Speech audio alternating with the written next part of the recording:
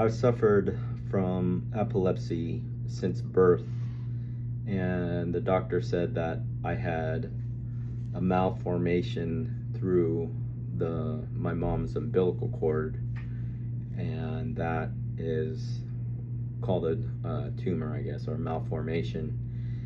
And so I've been suffering from epilepsy for the last 48 years of my life. And the journey has been very long, very gruesome. Fears, unknowns, attitude, mental health, and the list goes on and on and on. So today I'm going to just walk you through the events that what is my journey, it's my story. And so starting off, when I was young, I was at like age 2 or 3 years old. I had been misdiagnosed for night terrors because they were happening at nighttime, and I was kicking and screaming and like a nightmare, yet I was having a seizure during the night. So that is the first inclination that I had something wrong with me. And growing up, I was a golfer from age 12 to now, I guess. And I was having seizures on the tee box and right before while I'm hitting the ball. And not that I knew that I was having seizures, but my dad had told me that I was shaking before I hit the ball. And the type of seizure that I had was a focal seizure, and the tumor in my brain was located behind my left eye. And the tumor, initially it was the size of a grain of rice, yet 48 years later it turned into the size of a plum fruit. So it grew quite a bit, and also what grew was the frequency of the episodes that I would have.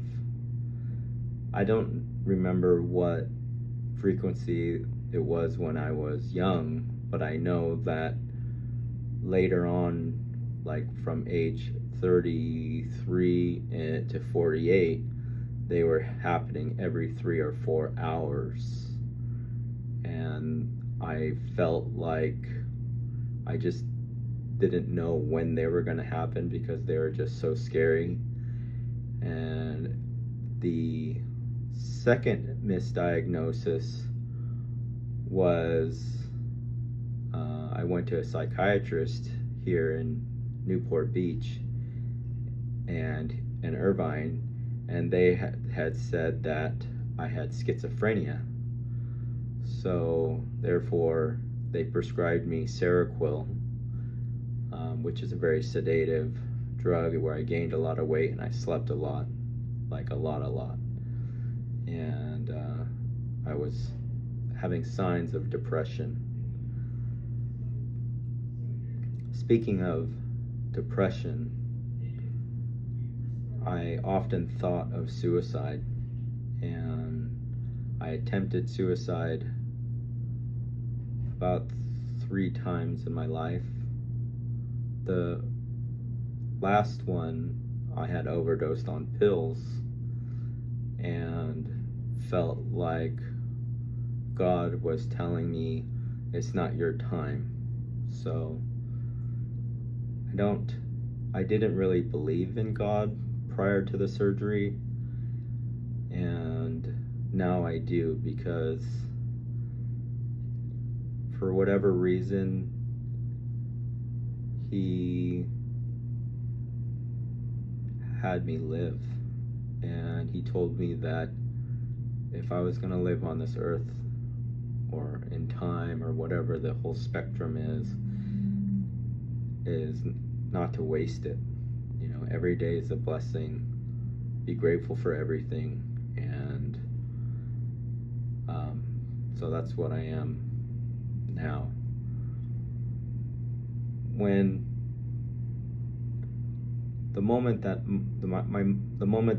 my mom found out was I was driving during the holidays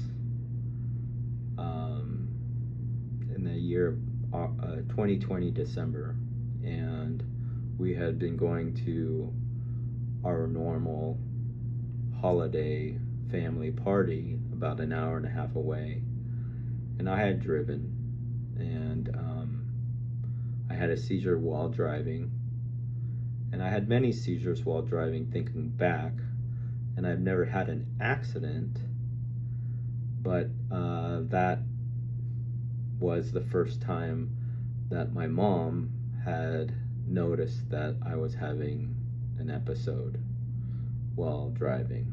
Now, my episodes would last somewhere between 30 and 50 seconds. I would black out, I would shake, I would scream, I would pee myself, increasingly more and more frequent. And that brought a lot of shame into my life, an embarrassment, and I was feeling like I was alone. So, yeah, I mean, I was definitely feeling alone. And I'm unpacking all those emotions today, and so it's a process. It's every day I'm unpacking. Even through this video, I'm unpacking it. The surgery happened at UCSF, UC San Francisco, August 12th, 2025. So today I'm just a little more than 7 months in, and my personality has changed. My life has changed. The pace of my life has changed. Basically, I'm a whole new person. So prior to the surgery, I felt like I was in a rush with everything. I just wanted to speed through everything because the fear was that I wasn't going to make it in life or time or health, and I really thought that I needed cash flow to maintain living. So I really dabbled in many businesses and many risky financial adventures. So it's, yeah. Moving on, the first 30 days, during the surgery, Dr. Chang had called and said, "Are you willing to be awake during the surgery?" So I answered immediately, yes. And the surgery was 7.5 hours, and he spoke to me intermittently, during the surgery to make sure my language wasn't affected. Yet my language had been affected because I had a knee-jerk response of, if you asked me a question and I needed to say yes, I said no. And if I wanted to say no, I said yes. And that was very frustrating, to not respond. As simple as that sounds, it just flips your whole life around. So that was a good 30 to 60 days out of surgery and recovery. And then the following, I experienced stuttering of which I hired a speech therapist, Scott Davis, which I highly recommend, via Zoom. And he walked me through slowing down, calming down, expressing my feelings, and I'm very grateful for him. And about the 100th day or so, it was like a hockey stick curve. I'm not fully functioning, and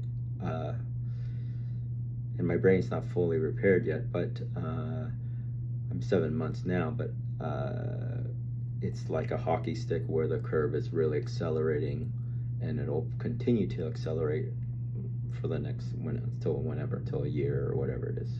So now my life is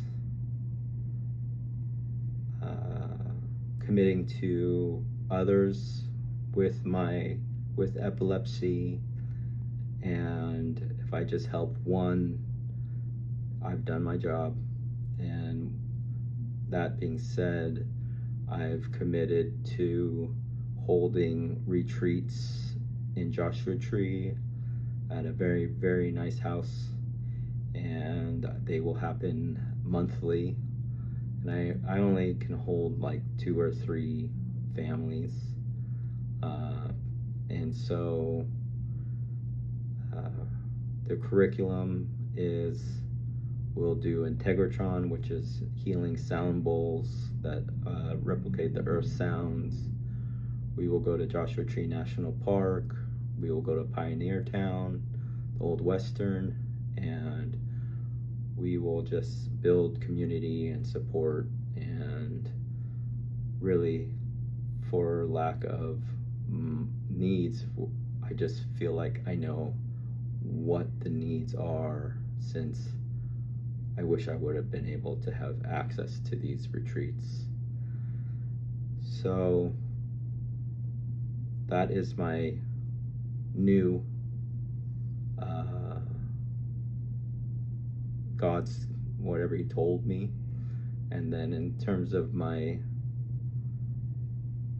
golf game and my fitness, I'm planning on being a professional golfer for the senior tour in a couple of years, or at least trying out for Monday qualifiers.